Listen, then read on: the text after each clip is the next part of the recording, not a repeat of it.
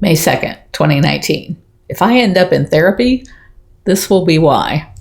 I had a particularly lucid dream last night where, even though the scenes would change, everything was just crystal clear in focus. I was feeling totally out of my comfort zone because I was at a large gathering of people at a sporting event. I hate sports, and I hate being around crowds. In the process of trying to find some place to eat where it was quiet, a number of friendly people who seemed to know me, though I didn't know them, would crowd around. They were all telling me about horrific things that were happening in their fields of rescue. One of the people was Joe Schreibvogel. While I could shake off the others, I could not get rid of him. We ended up in a truck driving through a small town. Then we were driving a train at breakneck speed.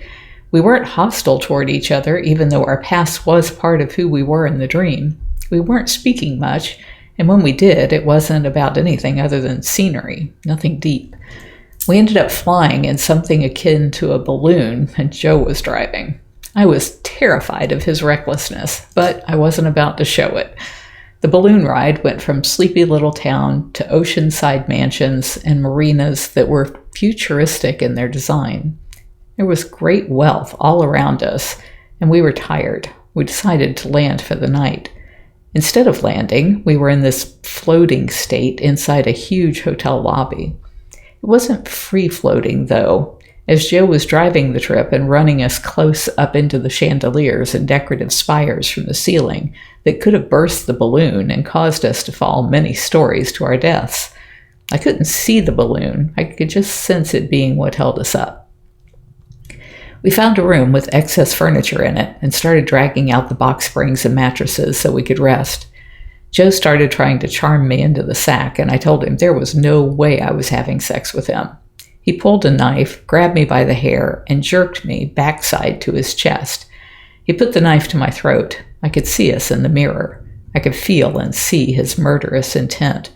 I saw the knife at my throat the same way I could see it in the out-of-body experience I had when I was raped as a child. I knew one of us was going to die, and I was determined it was not going to be me. As I struggled for the knife, I woke up. I was glad to see that I wasn't tussling with Howie or Pearlie, the cat. I was alone in my bed and could hear Howie was awake and at his computer. I was probably laying there 10 minutes or so, trying to shake off the horrific imagery in my head and the feeling of fighting to the death, when Howie walks in with an erection. If ever there was a time that I did not want to have sex, it was this morning.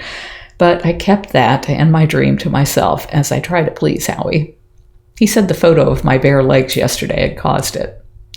It was the first and hopefully the last time I'd see Joe in my dreams. I did a little reading on what this dream was likely to mean, and it seems the general consensus, which makes sense to me, is that I'm feeling out of control, but optimistic there are blissful times ahead.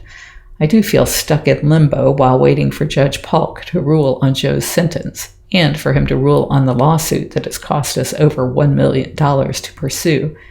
I want closure and I can't get it. I'm held hostage by our legal system. The travel through to a beautiful place, to a place of wealth, would seem to indicate that I know justice is coming and I will find peace at the end of the rulings. Hope that wasn't a little too much information. If you're enjoying my diary, please like, share, and subscribe. You can find other ways to connect to me over at bigcatrescue.org/Carole.Baskin.